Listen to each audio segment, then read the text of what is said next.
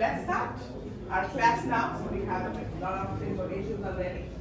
So today we are going to cover this chapter number 7, which is International Legal Environment, Playing by the Rules. So for international marketeer, it is always necessary to know what are the legal requirements and what are the legal rules and regulations and policies in whatever country we're trying to enter, right? So in this chapter, we're going to cover these things. Number 1, distinguish among major legal systems affecting international marketing. So if you know there is no common international law for all the countries together, do you know that? There is no common international law. Every country has their own legal systems, okay? So we are going to talk about what are the different kinds of legal systems in different kind of countries, all right? We are going to talk about how, explain how jurisdiction is determined in international disputes. So whenever there is a dispute between two companies from different countries, so how are we going to solve that? So which court do they go to solve that dispute, right? So again, it will depend on some factors which we are going to discuss today. Number 3, compare conciliation, arbitration, litigation. So these are the ways how we resolve the disputes through legal matters. Identify key international intellectual property risks. So we are also going to talk about what are the intellectual property rights and what are the risks associated with that. Then we talk about analyze cyber law and cyber squatting issues a little bit, and I have a small role play activity on this particular topic as well. And finally, try to recommend a practical legal risk reduction action for an international marketing plan. So I also have a Mentimeter activity in the end to work on it.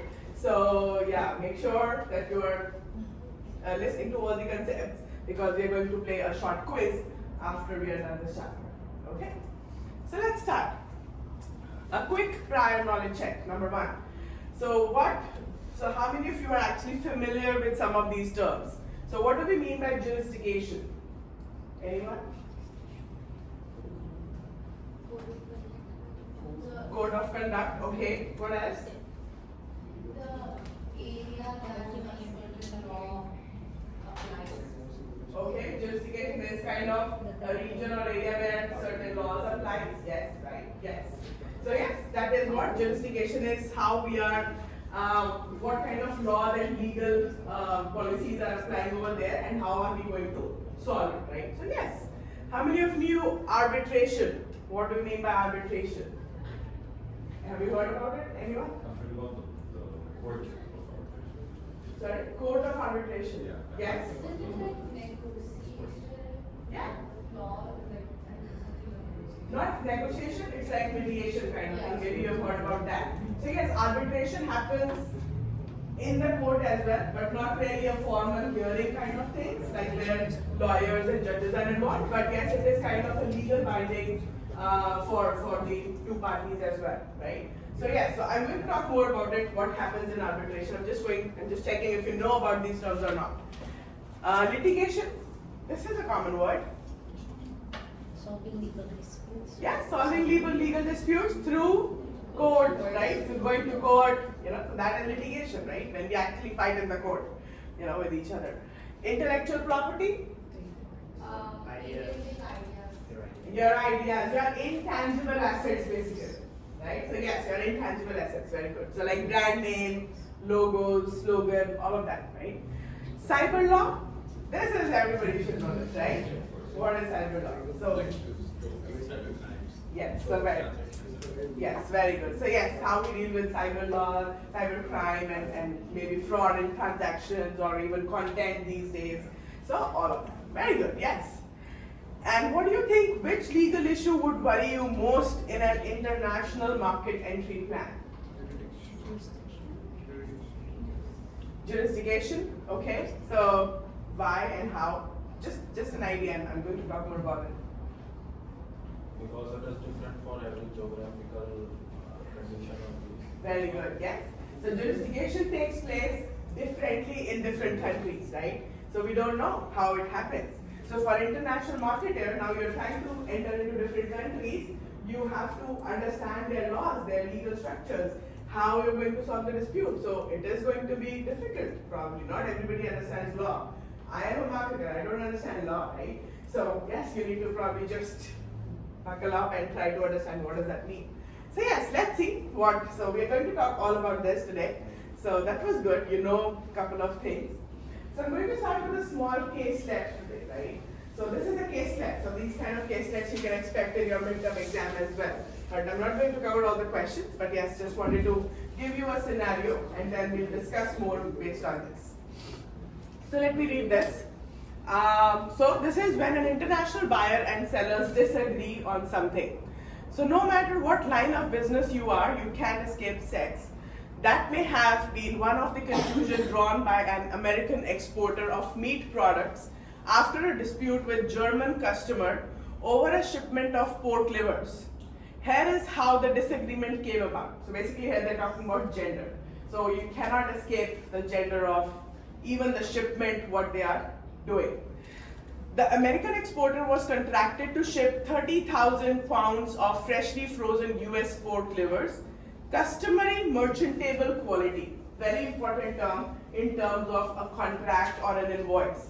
So their contract stated that they have to ship 30,000 pounds of freshly frozen US pork livers, customary merchantable quality, first rate brands. What does that mean? Anyone? What interpretation you can draw from this? So first grade means there's like A1 to A5 in grade. Okay, So the quality. The quality of the meat.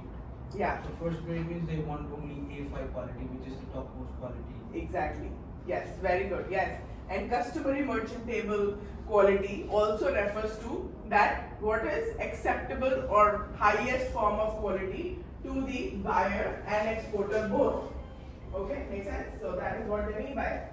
Then what happened? So the shipment had been prepared to meet exacting the standards of American market. So the exporter expected the transaction to be completed without any problem. But when the livers arrived in Germany, the purchaser raised an objection. We ordered pork livers of customary merchantable quality. What you sent us consisted of 40% sow livers. Anyone who knows what do we mean by sow livers? Female pig livers, yes. So they were expecting the male pig livers, and what were sent to them was 40% female pig livers, which they call as sow livers. Now what is the problem here? So who cares about the sex of the pig the liver came from? The exporter asked. Americans don't care about it, but Germans said, we do, right? So we do, the German replied. Here in Germany, we don't pass off spongy sow livers as the former livers of male pigs. This shipment wasn't merchantable at the price we expected to charge. The only way we were able to dispose of the meat without a total loss was to reduce the price. So you owe us a price allowance of $1,000. So what happened here?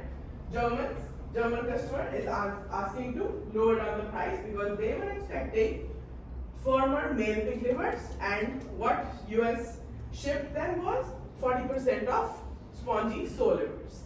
Now, what comes next? Even more interesting.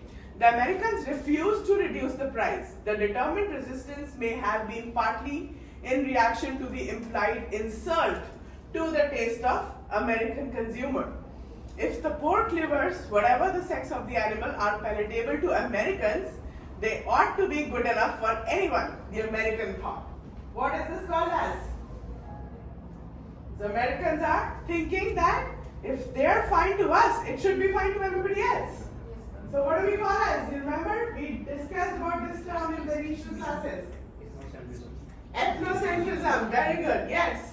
So ethnocentrism is that you think that your culture, your practices are superior and others should also follow the same. And what was another term? Yes, yes. Self. Come on, you should remember. These are very important terms in international marketing and as well as related to your concepts. Self-reference criterion, SRCs, right? So self-reference criterion again, which refers to the assumptions we make as per our culture for other culture or other people as well. Okay, so this is what SRC, the case of SRC and ethnocentrism here, that Americans thought, okay, if it is fine to us, it should be fine to Germans as well, and anywhere in the world as well. But this looked as if the buyer and seller could never agree on that, their eating habits, of course, because every culture have a different kind of eating habits, right? Now, this is a dispute. Is it a dispute? Yes. Yes. So they are going to have this dispute. So German, a customer is asking for reducing the price by $1,000. Americans are saying no. Why? It's all good. If it is good for us, it should be good for you. So what is going to happen now? How are they going to solve the dispute? So if you were the international marketing manager, what would you worry about? So which law will apply? Whose law will apply here? Americans or Germans? German. Why? That's the final destination. So That is fair. Product. So the final destination is German, but who said that the final destination's laws are going to apply? American law can also apply. They say, I am exporting, we have started this contract, so why not Americans? But they already have an agreement about the quality of the meat. Yeah, so for in that agreement, Americans say that it is all good, it is merchantable quality. But Germans say no, it is not merchantable quality as per us. This is the dispute. So whose law is going to apply? Think about it. Which court will hear the case? So this means again, which country's court is going to hear the case? Maybe you can think about product quality expectations or cost and time of legal action. So these are all of important things which international marketer actually has to think, because everything will involve a lot of cost. It will involve a lot of marketing, your reputation loss, and a lot of other things. But the first question is for you to think whose laws are going to apply. Any idea? Anyone? We need like a mediator between to tell you both sides like that. We can have that as well. Depends again on the situation. So if we have a mediator to tell them, so that is actually called as conciliation and arbitration. We'll talk about that as well. But then which countries arbitration? Conciliation is just like you just call a common friend and they're helping you. So, but if it actually goes to the court, then Since it's a food dispute, maybe they can go for the World Health Organization, which is common for everybody. no, why will they solve the problem? So that is something, World Health Organization doesn't solve disputes of businesses in two countries. Yeah, therefore the general regulations and everything. Okay. I think there was something international code of justice. There is an international code of justice, but again, that there is no international law which can be applied to two different companies of different countries. So that international code of justice more works on between the governments, not between the companies. Okay. Okay, so everybody is confused. So let me clarify. Let's go. I'm going to come back to these discussion questions again after I explain this. So basically, number one, how do we solve these kind of disputes? Number one, there is no uniform international commercial law which exists. Okay, this is something you should remember. So it is very important to write in the contract. So when the contract is being formed, you have to write that in the contract that which country's legal jurisdiction will be applied in case of a dispute. So that is the responsibility of international marketing. Okay, so because there is no uniform law, legal systems in different countries are all different, they are very complex. So it is also important to comply with the laws in each country in which multinational corporations are existing. So in this case, when there is a conflict, number one, so best clear-cut method to solve this dispute is to look at the jurisdictional clauses. So the most clear-cut method is that contract should specify the governing law and jurisdiction. Does that make sense? So they should have mentioned that in the contract. Now, in case the marketer missed mentioning that in the contract, then what will happen? So we'll go to the second step, which is we'll look at the location of the contract formation. So which country, if no justification clause is there, then courts may consider where the contract was entered into. So in which country the contract was formed? Was it US or was it Germany? If that is also not clear, then we will look at the place of contract performance.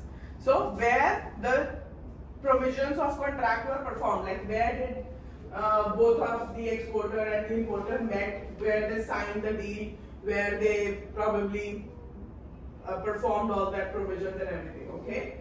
So if they did it in US, so there has to be a place, they cannot do it in the air, right? So either they would have done it in the US or they would have done it in the Germany, any one of the places. So where those provisions were performed, so otherwise, so that rule, that country's rules will be followed. Make sense?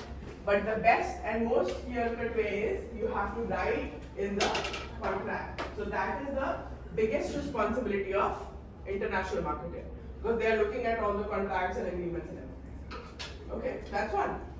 Now, what are the different types of legal systems? How do we identify what kind of legal system is there in which country?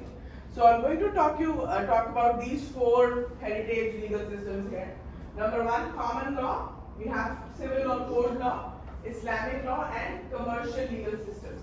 So these are the four broad categories of legal systems which are existing in most of the countries all over the world. Okay, so let me explain what they mean. Again, very important topic.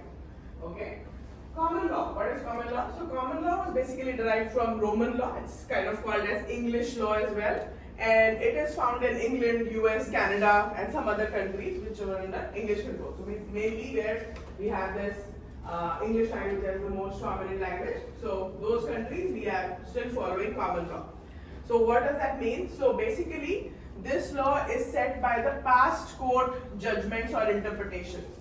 So which means whatever has been happening from last 50 years, 100 years or whatever, so judges are passing the new statements or whatever, justification is being done according to those interpretations and laws.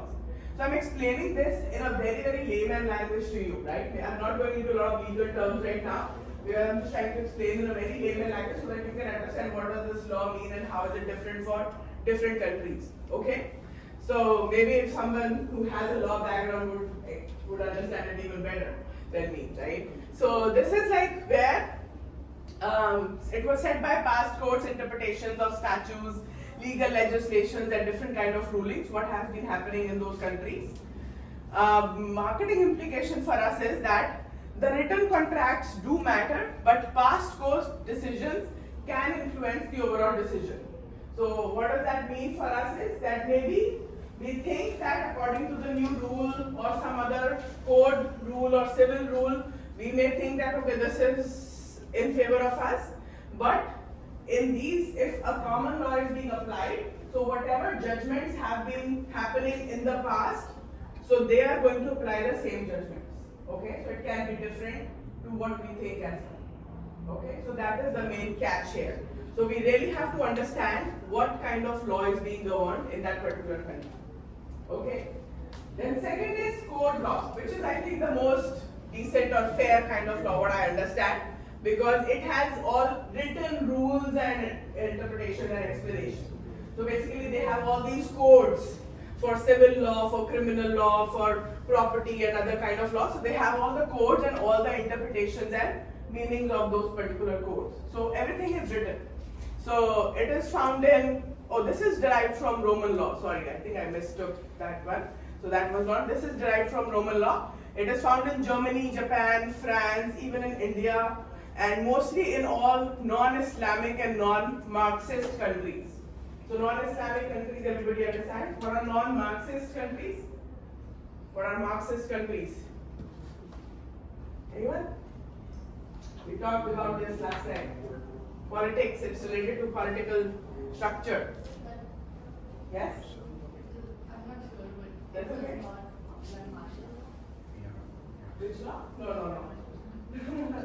So it's all like communist countries, like where they have only one major leader and one major party leading the country. So like Russia, China, Eastern Europe countries, some of those countries. Okay, so that are Marxist countries. So all the other countries which have democracy, like democratic kind of political powers there, so they are all non-Marxist countries and non-Islamic countries. So most of these countries they follow code law or civil law. So they have different codes, commercial, civil, criminal, and again, all laws are codified. They have their broad interpretations and everything. So, what does this mean for marketeers?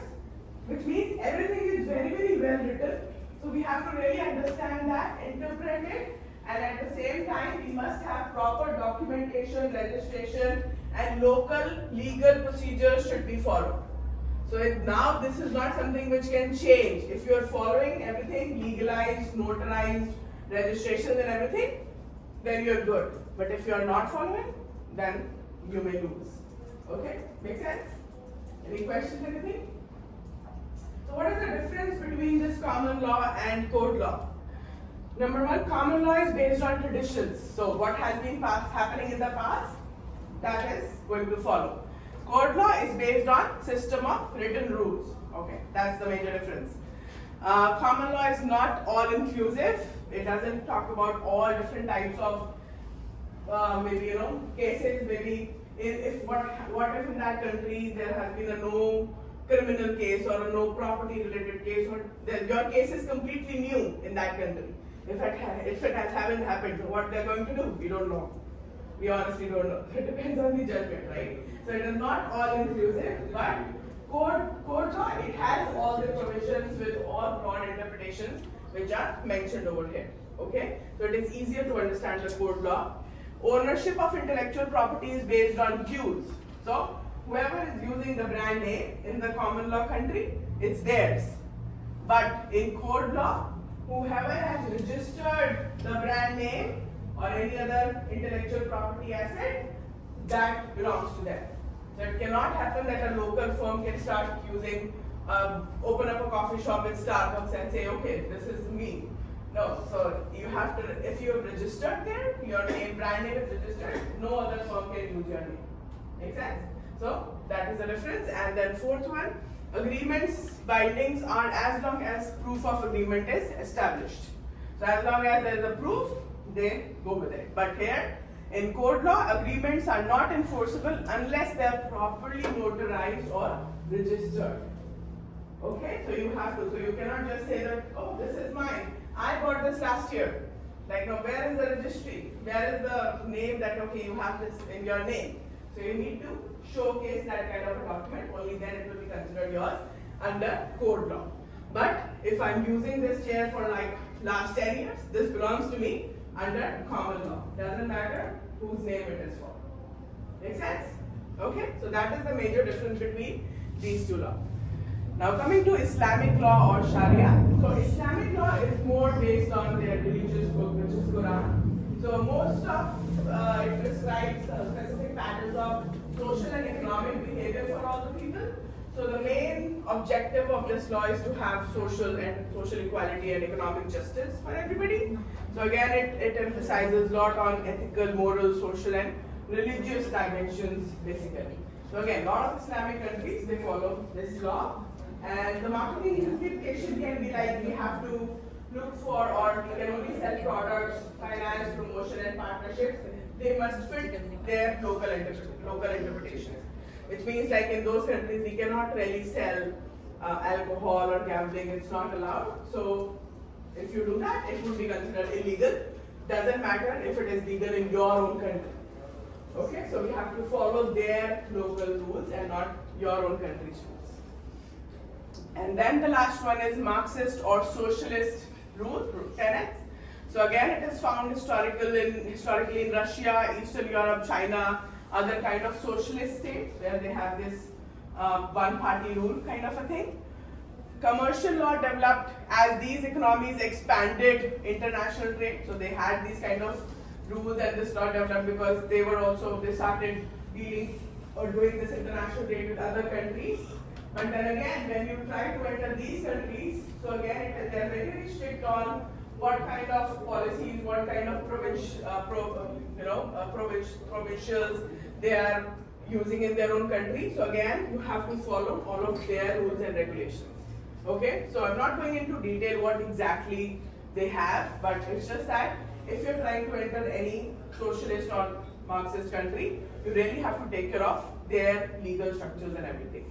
So the implication is legal compliance may include close attention to government policy and even data or cyber rules. So like we know China has very strong cyber rules.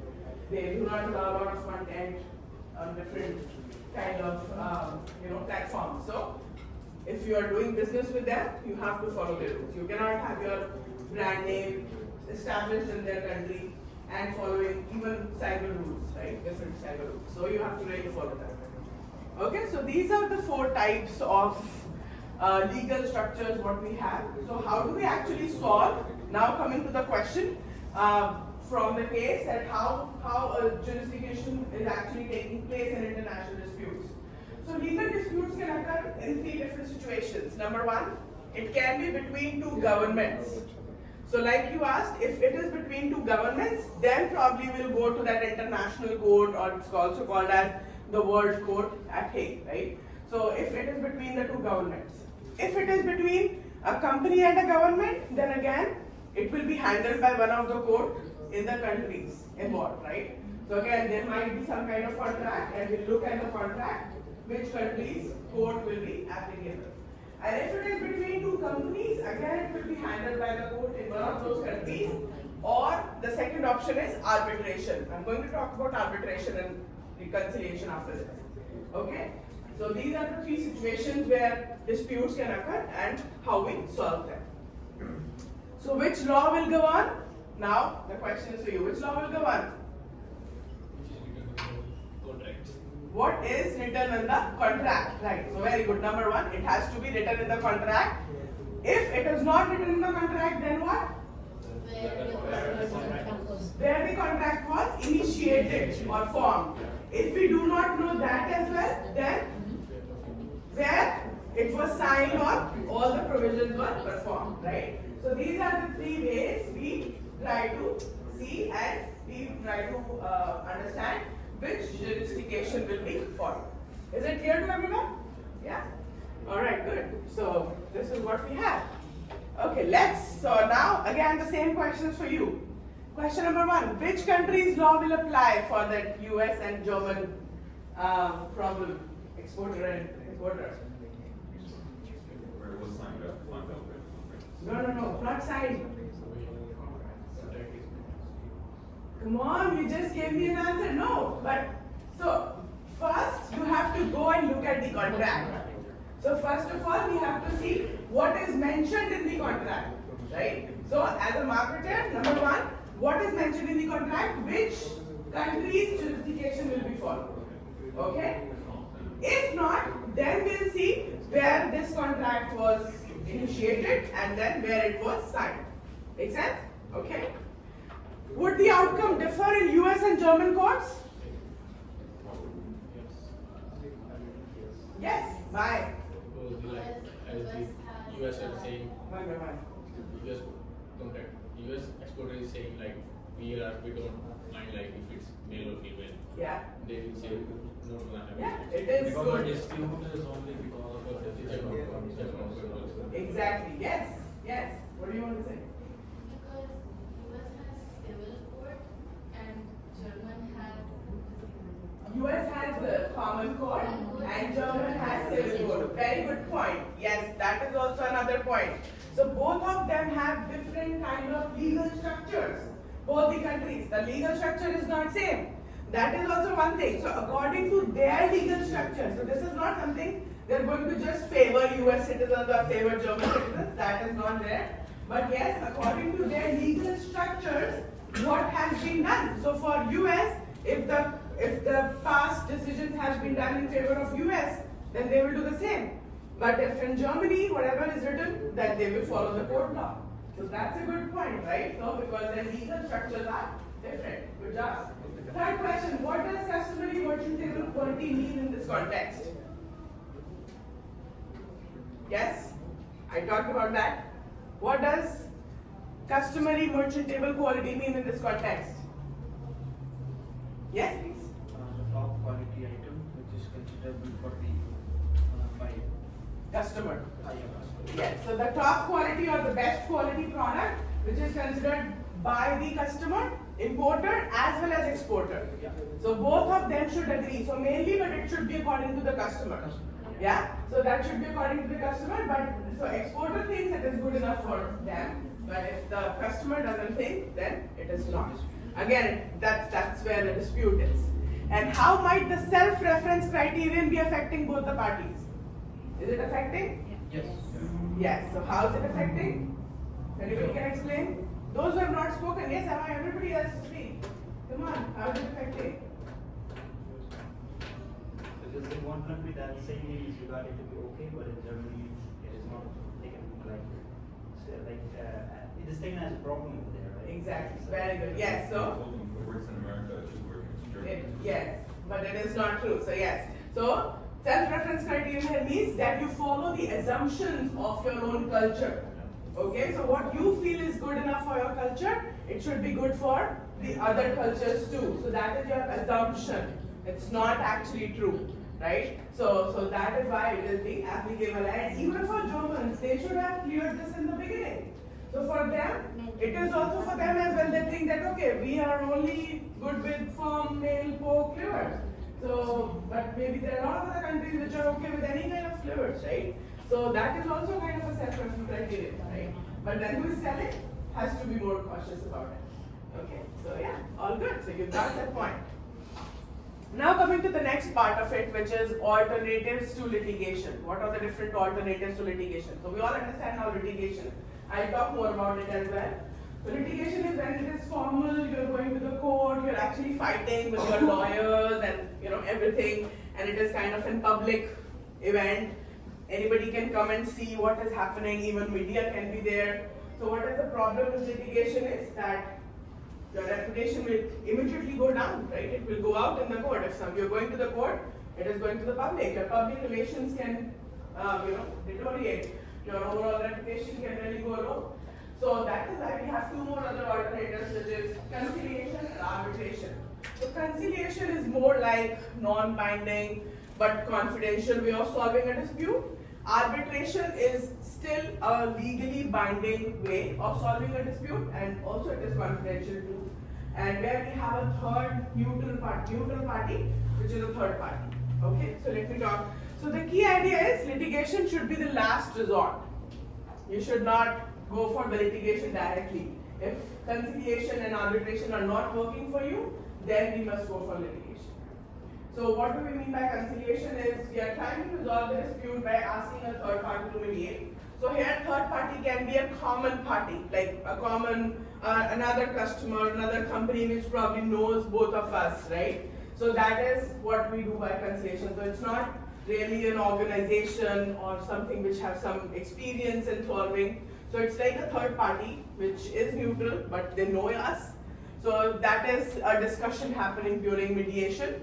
And of course it has to be confidential. The problem is it is not legally binding. So in case you disagree to it later on, any one of the parties disagree to it later on, and you take the matter to the court, you can do that. It is not legally binding. Okay? So this is what conciliation means. So you are solving it right now, but maybe after 2 years you think, oh no, that was not a good decision. Let me go to the court and now fight it. So you can do that if conciliation happens. Okay? So it is useful when reputation and future business relationships matter. So when is it useful? If me and the other party are really strong buyer and supplier, and we are doing a relationship from so long, and we really want to maintain this relationship in future, then okay, we'll go with conciliation and solve the dispute, right? But what if I'm doing with a new party and I'm doing it for the first time and I don't want to keep any kind of relationship in the future, then okay, it doesn't matter.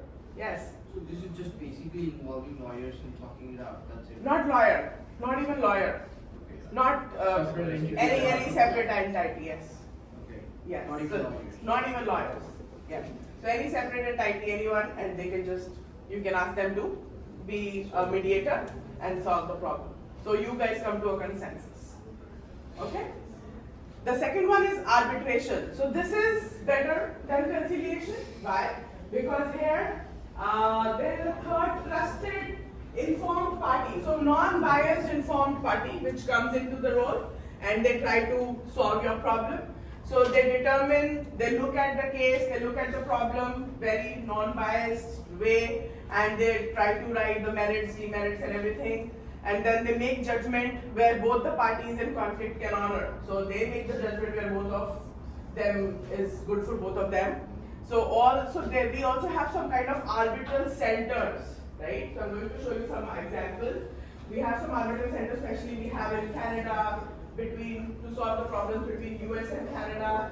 We also have some of them in Europe. So there are a few centers and they have their own standardized procedures too. So they have their own clauses and everything to be followed on.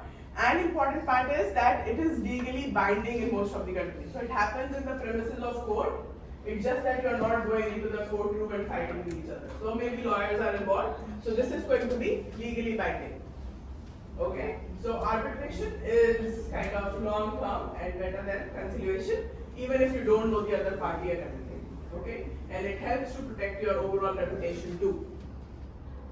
Then these are the examples of active arbitral centers. So we have Inter-American Commercial Arbitration Commission, Canadian American Commercial Arbitration Commission to solve the disputes between Canada and US businesses. We have another one, London Court of Arbitration for English law and English courts, and then American Arbitration Association. These are few examples which are involved for arbitration in different businesses. And the third one is litigation, where we have this again. Litigation is something we are doing in the formal court, so we already talked about it. So it is the kind of last resort, not the preferred option. Why? Why it's not? Because it is super expensive. Giving fees to the lawyers is not easy in these countries, like a lot of countries. So it is very expensive, it is time-taking, it damages your reputation, your PR, and also if you are going to be treated in a foreign court. So for example, I'm in Canada, I have to go to US every time, or Germany or any other place every time for a court hearing. It's so difficult. Like why should we go to If you're not able to, if probably the business is too big, so if you do it, so it's like you're suing the other party. So I'm assuming big company. Big company, yeah. Opposite questions. Yeah. Help me with it. Yes, so you need that. Sometimes we don't know what are the main procedures and everything. If we are being guided by the lawyers, then if we win, so winning party will have a lot of money, but the losing party will lose. That's very costly. But it is very costly, yes. So lawyers are like $300 per hour minimum charge, so that is what. You should become lawyers. Yes. After MBA, you can do a law degree. So yes, so that is why. So litigation should be the last resort of solving any kind of dispute. So that is why most of the companies, they try to solve their disputes by either conciliation, if they want to maintain their future relationship. If not, then arbitration. If nothing is happening, then we go for the litigation. Okay, again, a quick activity here. Decision activity. Choose the dispute method. So what method are you going to use to solve this dispute? Number one, scenario A, a long-term supplier relationship with a quality dispute. So if you are in a dispute with your long-term supplier relationship. Conciliation by?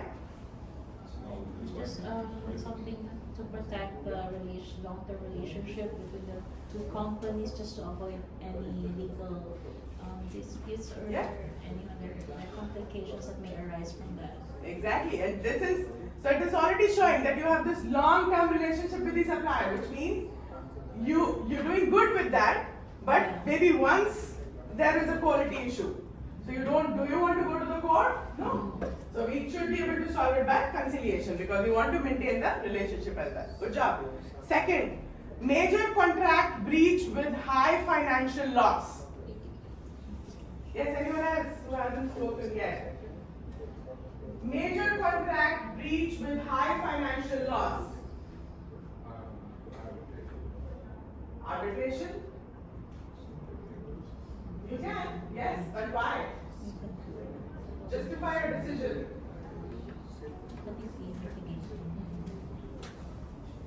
So, of course, it should not be conciliation, right? Not conciliation. So, arbitration or litigation?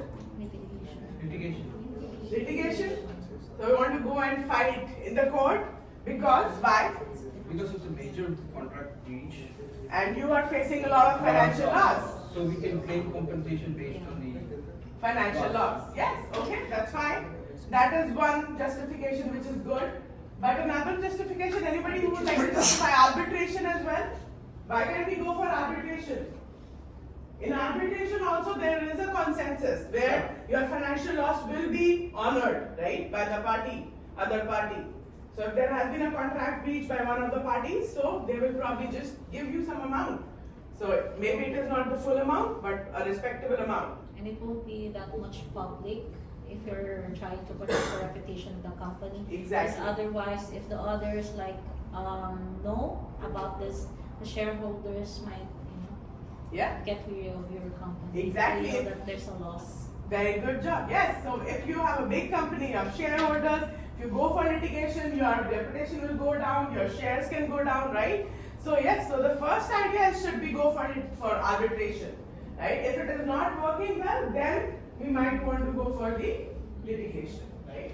And the third scenario, trademark infringement by a foreign competitor. So foreign competitor has taken your trademark, like your brand name, and they are doing their own business with your brand name. What should you do? Come on. Litigation, of course. There is no relationship you want to save. Do you want to save any relationship? No. They are using your brand name. You don't know the foreign competitor. So of course, litigation is the best method, right? You will sue them for what they have been doing. Yes or no? Yeah? Okay, makes sense? Okay, good. Okay, so few more things, just now a couple of 2 or 3 more things and then we'll go for a short break, okay? So now, talking about the protection of intellectual property rights, which is again a special problem. So we talked about intellectual property. What is intellectual property? It's like your intangible assets, like your global brand names, your trademarks, right? So all of that. So so basically they symbolize the quality of your products. Customers take the products based on what your brand name is, so they are easily recognizable and everything. So what happens? So and companies do spend a lot of dollars, millions of dollars in establishing your overall property rights and everything. But what if you are only protecting your intellectual property in your own country? So I have a big brand here. So let's say, right, I'm doing some business in Canada. I have a big brand. I've made, spend a lot of money on building that brand name, and now it is well aware. And what if tomorrow I want to expand to other countries and I find that there is already another person who's using the same name for the same kind of product? What will I do? No, I can't. If I do not have my intellectual property registered. You see, these are some of the examples. What happened with Starbucks in the beginning? Look at these names. Squarebucks, Stars, and Bucks Cafe. So this was there earlier when they did not register themselves in all the countries, when it was not a global brand. There was a place where I come from in India. I had another, so we had a cafe named as Starbucks, and it was way more popular than Starbucks. So it's like, yes, in other countries they can use your name, your colors, not exactly same, but it is kind of similar, right? So this is infringement of intellectual property, but you can only sue them if you have registered, again, your brand name, your intellectual property in those countries as well. So if you're global, so especially also for your domain names, your websites, your brand name, everything, you have to be very careful and register it in most of the countries where you think you want to expand, or even not expand, you should do that, right? If you're making money, your brand is becoming very famous, you should really protect it properly, right? If not, anybody else can use it. Also, there's another problem of counterfeiting and piracy. So we know what is the meaning of counterfeiting? Making fake products, right? So again, it is so common. Have you seen fake Louis Vuitton, fake Michael Kors? So common, right? So, but then again, Fake bills. yes. So fake bills even, yes. So it occurs in a lot of industries, of course, but the most dangerous is in pharmaceuticals. Counterfeited pharmaceuticals are very, very dangerous. So again, so this is again something which is still, there are a lot of rules and regulations which are different in different countries. So we have to really see and understand about, trying to understand what are the regulations in those countries. So marketing implications here is that counterfeit products can really damage your brand trust and customer safety, right? So what if somebody is making a fake Louis Vuitton in another country and selling, and it's actually, oh, I bought original Louis Vuitton, what happened to the quality of the product, right? So yeah, this can happen. So again, very careful to protect your brands and everything. So that's the problem. If we have inadequate protection for our intellectual property or our brand names, if we do not register them, protect our assets locally as well as globally, then these kind of problems can emerge. So one brand protected in one country still can be vulnerable in another country. So we have to make sure that we have some of these frameworks which are working all over the globe, like Paris Convention, Madrid Arrangement, all of them. So they help us to register our brands globally and in different countries, right? So try to look for, if you're creating a brand, you need to protect your brand name, your other properties in different countries as well. So before doing a global expansion, it is very important to do an early IP registering and monitoring in other countries whether a similar named brand exists there or not. Okay, so before we start doing a global expansion. And then we have cyber laws. So again, cyber law is still very vague. It's not very well written in a lot of countries. Again, like we do not have a lot of laws of related to cyber law in Marxist countries, socialist countries, in Islamic countries. It is there in code law. Some kind of provisions are there in common law, but still it is not there in a lot of other countries too. So again, it includes like issues like gambling, domain names, taxes, all of these, piracy, censorship. So online business, everybody wants to open an online business these days, and you become global in a day, right? But how are you going to protect it? There is no cyber law if you're not following proper registrations, securing your domain names properly, not just from your own country, not just .com, but like .ca, .in for other countries as well. So you need to make sure that you are securing everything in a very proper manner, especially for online business. So digital campaigns, e-commerce, they need bigger reviews, larger reviews in big markets and different markets, right? So you have to really be careful about how you're going to protect your online content as well. So domain names, cyber squatters. So cyber squatters, you know what are cyber squatters? Who are cyber squatters? Cyber squatters. Yes? Heard about them? No?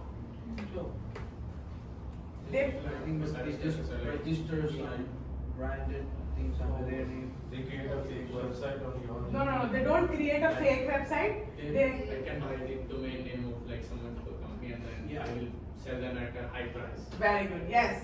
So you buy the name of, the domain name of someone else's brand name. If you haven't registered your brand name, for example, I have a brand name in Canada, but I haven't registered in Argentina or Colombia, and now I'm thinking of expanding there. So there is a cyber squatter sitting over there.